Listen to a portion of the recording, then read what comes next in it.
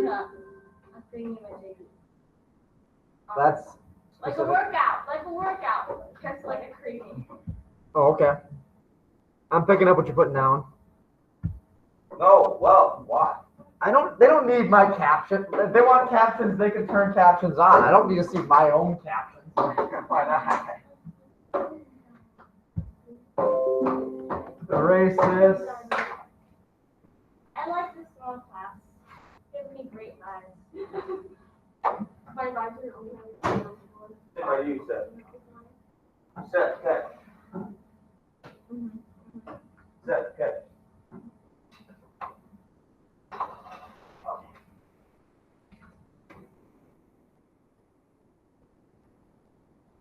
All right. So today we are going to briefly, very briefly, because everyone, not surprisingly, passed the learning check with surprising colors. Big quiz. Right. The learning check. So we're going to go through it really quick just to make sure one more time that everyone's got the basic information down for ionic bonding so that we can move on to covalent bonding, which is slightly harder, but not really that much harder. It's just some different things happen.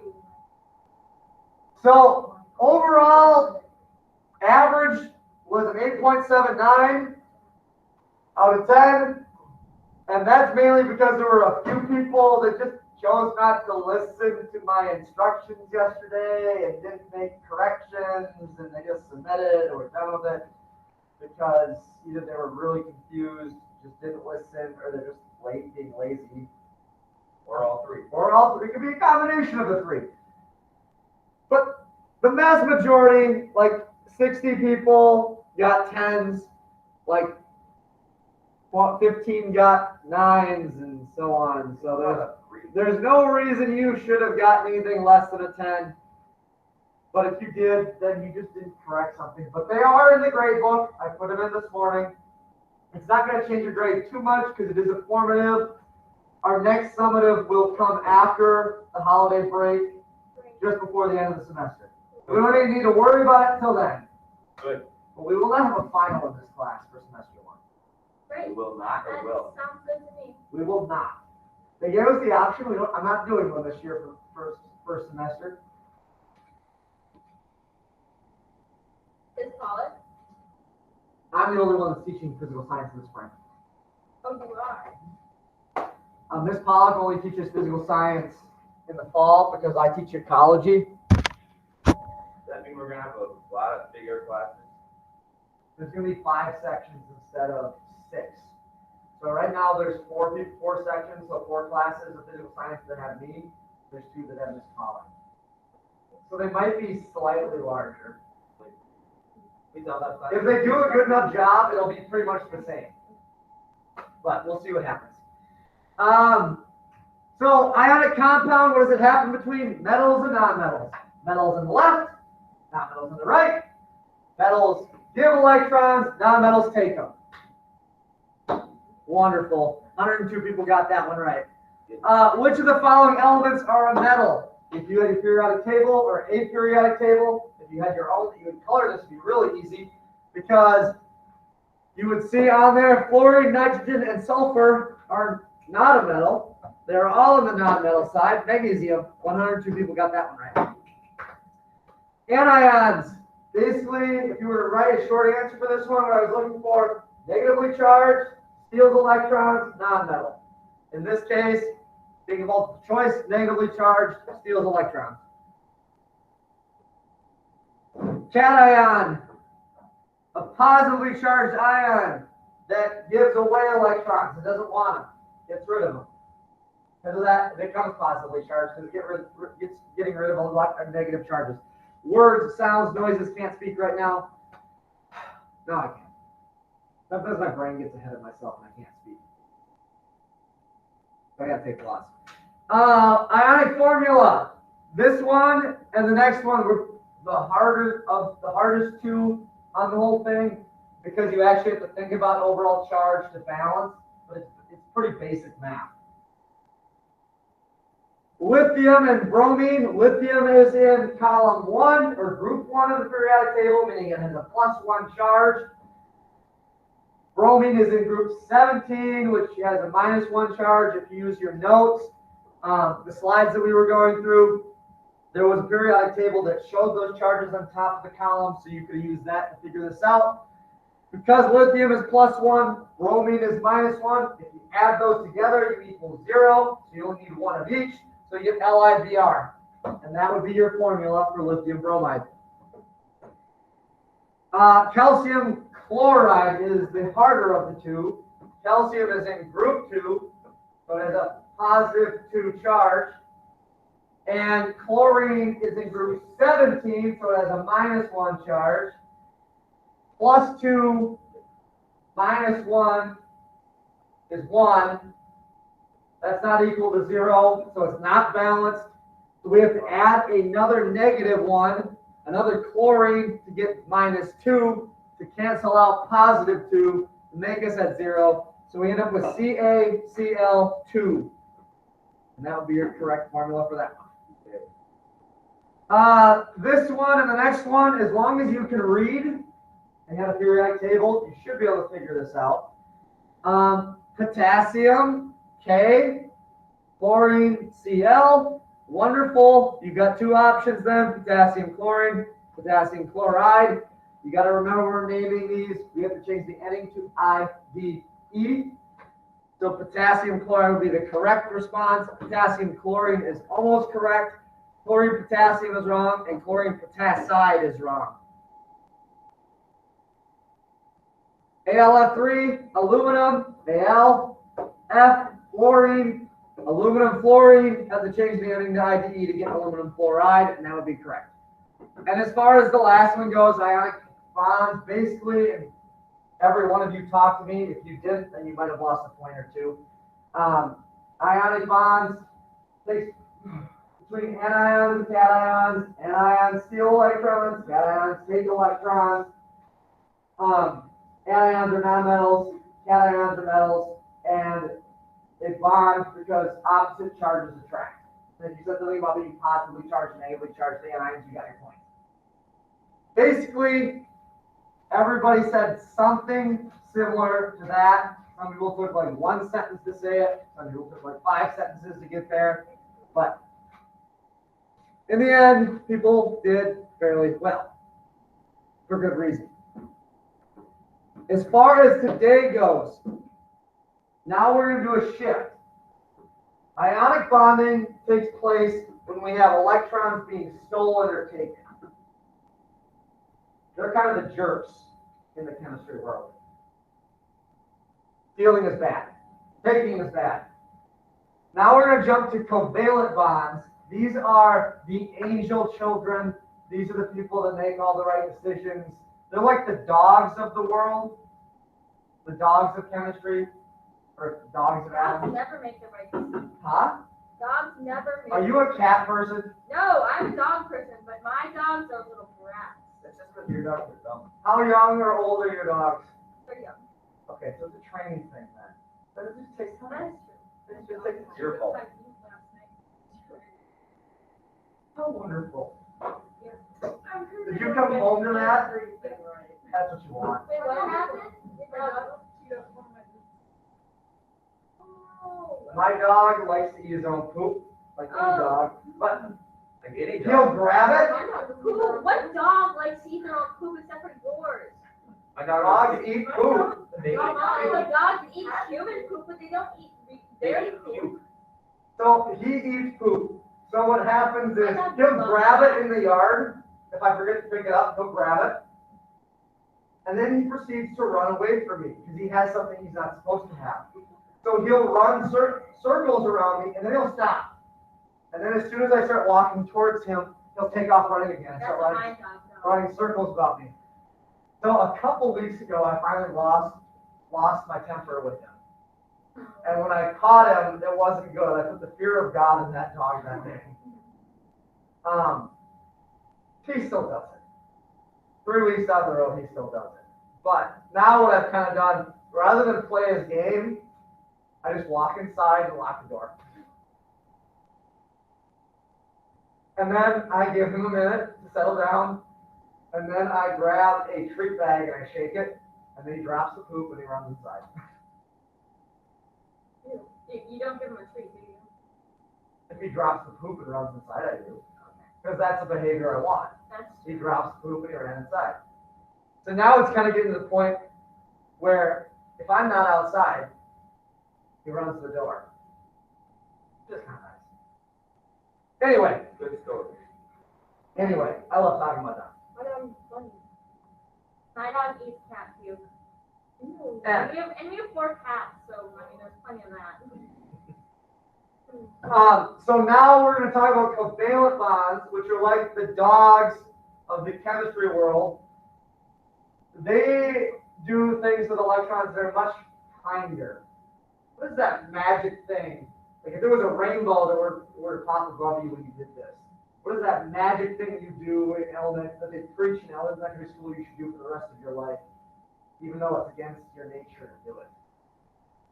Not say please. What's that other magic thing that makes life better for everyone? No, not that one. Not well, integrity, but that's not the word I'm looking for. Just say it then. No, My it's God. no fun. Yes, it's boring for us. You just I want to know the magic word. That's not please. abracadabra. Sharing is caring. That's dumb. Sharing is caring. That's is not a dumb. word. Those are multiple That's words. Well, sharing is Sharing is caring. That's it's like Barney's big thing is sharing. Everything's about sharing. Or Barney is creepy. He is. I agree. Teletubbies is worse. Oh, don't even get me started. But sharing is what we're looking at with covalent bonds. So ionic bonds is stealing. Covalent bonds is sharing. We're all about sharing. And this takes place between non-metals. So in a moment, you're going to jump into this. In a moment. Am I in present mode? I better be. I am. Wonderful. And we're going to be in this Google Doc while I draw for a little bit. So we're going to do Lewis structures. You remember a couple weeks ago, before Thanksgiving, where I had you draw these Bohr models, where you had to draw, so if we were doing like argon, you had to draw these. And I told you they were really, really, really important. Yeah. They're not. What? In science, and trust me, the farther you get, the more you figure this out. There is a hard way to do stuff, always, and there is an easy way to do stuff. Almost every professor, every college science teacher, whatever, anyone that teaches science at any level, will always teach you the harder way to do it first, so that when they pull out the easier way, it makes your life so much easier. It's kind of a pain. I don't know why that rocks, but it's kind of a pain, but we're gonna delete the middle electrons, the ones in the middle that don't bond. We're gonna get rid of them. They don't matter for what we're gonna do. They don't tell us anything. They don't make bonds with anybody. So we're gonna delete them, and we're gonna only worry about the valence electrons. Thanks. Thanks, Kobe. I'm a big fan What? of helping people. She didn't help me. That's I did that. Oh. Her was sticking out, so I thought you were talking to me. No. I'm narcissistic that way. I assume everyone's talking to me at every time. Valence electron. Shut up. So Lewis structures and valence electrons. Sorry, tell me. What are my valence electrons? You are valued. What? What are valence electrons? The electrons on the outside. Electrons. The outermost electrons. They are the only ones that matter, ever, when it comes to making Ever. bonds. Ever. Every other electron in an atom, if it's not a valence electron, it's irrelevant. Irrelevant. The only ones that matter are valence electrons. So we're going to do Lewis structures. We're going to only focus on valence electrons. And yes, I'll show you in a second what Lewis structures are. They're a simpler version of this. They are only used with nonmetals. Because in covalent bonds, we only deal with nonmetals. So that cuts out like 95% of the periodic table. We only have to worry about the top right corner in 2 rows, in 2 periods.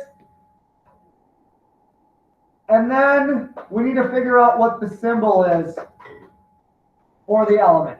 If you can do those 3 things, we can make Lewis structures. And then once we have those Lewis structures, once we draw those Lewis structures, we can figure out how many covalent bonds that an atom can make. So that's why Lewis structures are really important. This is going to be really easy, but super important for what we're moving on to next week. And yes, next week, on Thursday, we are going to do chemical reactions, which is why we need to know how to do this. And then Friday, we're going to play with glow sticks, I think. Whoa. Yeah. So it's either Friday or it's next Monday or Tuesday. The holiday week, the 2-day week, we're going to do glow sticks. It's one of those 2. So you're going to get to play with glow sticks really fun. So we're going to have some good laughs. So to make a Lewis structure, step 1, write your chemical symbol. In this case, I'm going to start with argon, which is AR. Easy, easy. Easy peasy. Step 2, I'm going to find what group number it's in. And it's in group 18 because I've only got it all day. Step 3, I need to figure out how many valence electrons it has. Really simple. I'm going to go to the group number, delete the 1. I'm left with 8. I have 8 valence electrons. Simple. Isn't that cool? Isn't it great when things work out that way? Yeah. Now, we are going to add valence electrons around that chemical symbol AR, and we're going to show them as dots. Nothing fancy. Electrons are pretty much just really, really, really tiny spheres anyway, marbles, whatever you want to call them. So we're just going to represent them as dots. There are 4 places that we can put our valence electrons around our Lewis structure or around our symbol, and we can only fit 2 valence electrons in each spot. So we can put it in the top, the right side, the bottom, or the left. If you put, and God forbid, if you give me a pair of electrons that are way over here in the middle of nowhere, no. That's an F. No. No. Why can't we put them there? Just no. It's going to make everything way more complicated for you down the road. Don't do it. So, now that we have our 3 spots, or 4 spots where we can put electrons, we can add them in. You always start by adding 1 electron on the top. Not any other spot but the top. So that's 1. What was that? That's somebody talking. Oh, be quiet. 2, 3. Oh, and we move clockwise. Look what she did. She's like, We always move right to left or clockwise. 4. Am I done? No. No, that's 4 dots. I need 8. I've got 4. So if my last dot went here, where does my next one go? Into the top. 5, 6, 7. who was that? You're going on mute. No.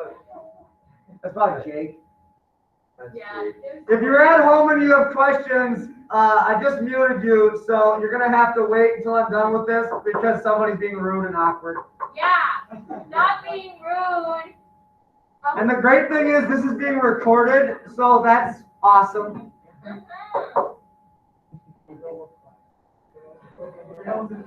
So, if I were to ask you to do a Lewis structure for argon, this is what you would draw for me every single time. You'd never have to draw anything else. That would be your Lewis structure for argon. Now, when it comes to argon, or any noble gas or any element in group 18, They have 8 electrons. They have 4 pairs of electrons. 4 sets of 2 electrons together. They're coupled. There's 4 couples of electrons. Do you think that guy wants to bond with anybody? No. No.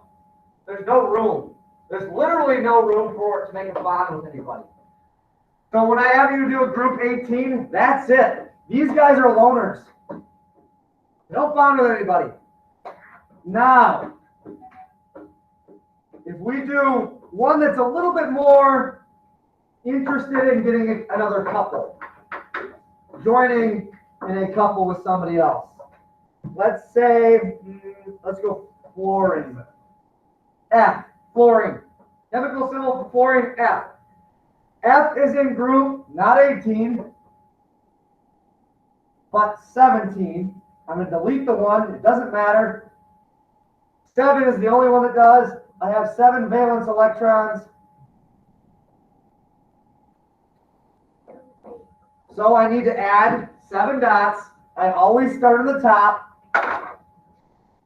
1, 2, 3, 4, 5, 6, 7. Now, with fluorine in my Lewis structure, there are 3 couples. 3 electrons that are perfectly happy where they're at. There's one, I guess, you'd be the 7th wheel. There's one 7th wheel. There's 1 electron by itself. It's not in a couple with the other 3 couples. It wants to be in a couple. So later on down the road, at some point, you can add an electron. Covalent bonds share. So you could add, say, hydrogen.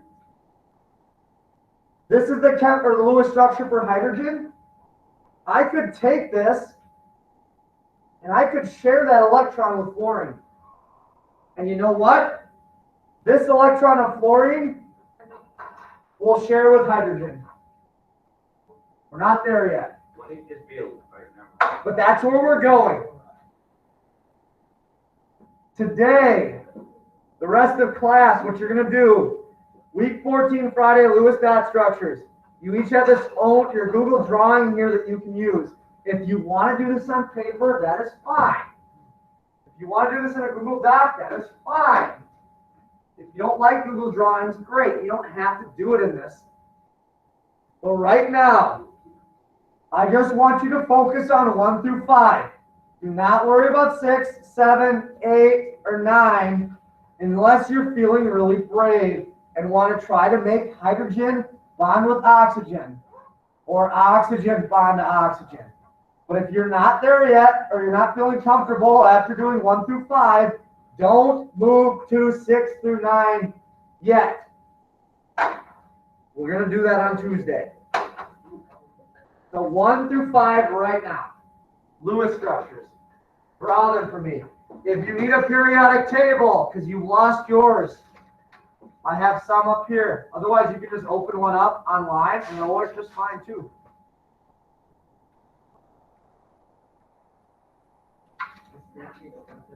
All right, people at home, I'm going to unmute you now. If you have any questions about this, now would be a great time to ask without any noises. Can I leave? Do you have a comment? What are we doing? Yes. If you don't have a conflict and you're here, Wells. Well, yes, Well. speak. Jake, you first. No, no one's first. Nah, I insist. Can we leave if we know what we're doing? No. Not until you show me 1 through 5. 1 through 5 what? Oh my gosh. You're going to go to Google Classroom, like I have up here. You're going to click on this Google drawing, making Lewis structures, and it's going to open this up for you. You're going to do the Lewis structures for 1 through 5 on this Google drawing. Hey, Mr. Well, can you show us how this works? Oh, right. So once you're in here, if you're doing the Google drawing, you're going to go to this little straight line thing.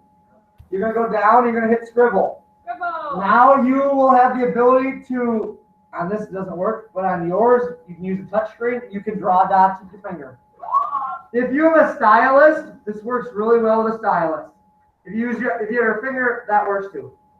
So what, we just like do it on page? Or- Yes, you are gonna take the chemical symbols, I've already given them to you, and you are going to do the Lewis structures You're not for doing it. those. You blocks. should example by doing the first problem. I've already showed you how to do it. I meant I've also shown you how to do argon. I stepped right on it. If you want to make the writing smaller, I think you should be able to shrink it for the font size. If you would like more space. Merry Christmas. Hi, Dennis. Merry Christmas. Well, Bye, Dennis. okay.